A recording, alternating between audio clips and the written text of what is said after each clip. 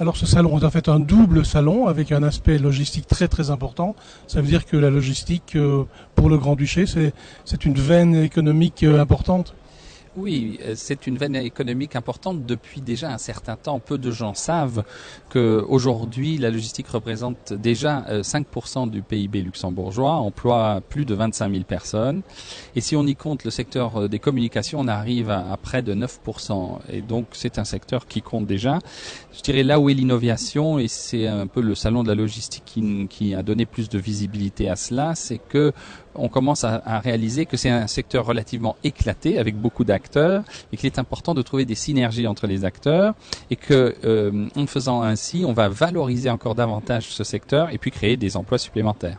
Alors quels sont les atouts spécifiques du Grand-Duché par rapport à d'autres régions limitrophes qui se disent aussi très bien situées, très bien positionnées? Je dirais qu'on en a peut-être deux majeurs. Le premier, c'est que nous avons un aéroport international qui fonctionne bien, qui est très efficace et très rapide dans le dédouanement et dans toutes les formalités, et que nous avons comme acteur principal sur cet aéroport Cargolux, et Cargolux est le 9e transporteur mondial de fret aérien, donc ça vous donne bien sûr une masse critique. Donc ça, c'est un avantage que nous avons par rapport à nos concurrents dans la grande région. Le deuxième point, c'est que nous avons un gouvernement qui est très attentif à ce qui se passe dans la logistique et qui peut peut-être transposer plus rapidement les directives européennes, puisque le secteur des transports est un secteur qui est beaucoup dominé par la législation européenne. Et deuxièmement, le gouvernement peut de manière proactive aussi mettre en œuvre certaines dispositions. Et puis, il y a déjà dans la législation existante des éléments très favorables, comme par exemple que lorsque vous importez des marchandises qui doivent être réexportées, la TVA n'est pas payable à l'entrée et remboursée à la sortie, donc ça vous fait des gains dans le préfinancement. C'est un des exemples où le Luxembourg, tout en étant tout à fait dans le droit ligne de la législation communautaire, a néanmoins une mise en œuvre qui est favorable aux entreprises. Et qu'est-ce que vous attendez spécialement de ce genre de salon? Je dirais qu'on peut en attendre peut-être deux choses. La première, c'est que tous les acteurs du salon s'apprécient et se connaissent davantage.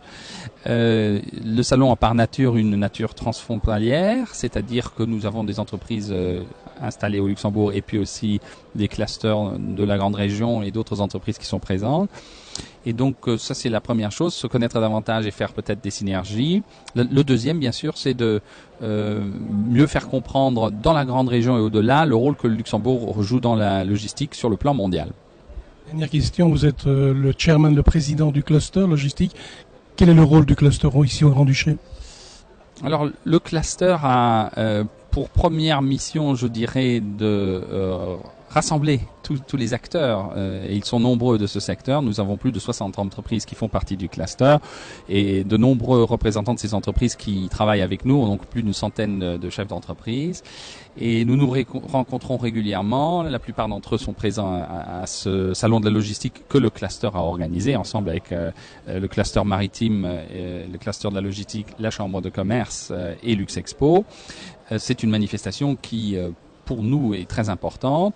Nous faisons des colloques et puis nous avons des groupes de travail qui analysent les points spécifiques d'intérêt pour la logistique, que ce soit les besoins en formation d'un côté, le cadre réglementaire d'un autre. Un autre aspect très important, c'est les infrastructures à Luxembourg où nous faisons des recommandations au gouvernement.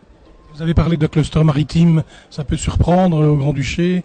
Vous êtes loin de la mer, ça veut dire qu'il y a un intérêt quand même pour tout ce qui est transport maritime? Eh bien, il y a 20 ans, le Luxembourg a créé un registre maritime avec comme objectif justement d'enregistrer des navires. Aujourd'hui, on se rend compte que c'était une très bonne idée puisque nous avons pas mal de navires qui sont enregistrés. Mais surtout, c'est aussi une manière de favoriser le transport multimodal. Et le Luxembourg n'a pas accès à la mer.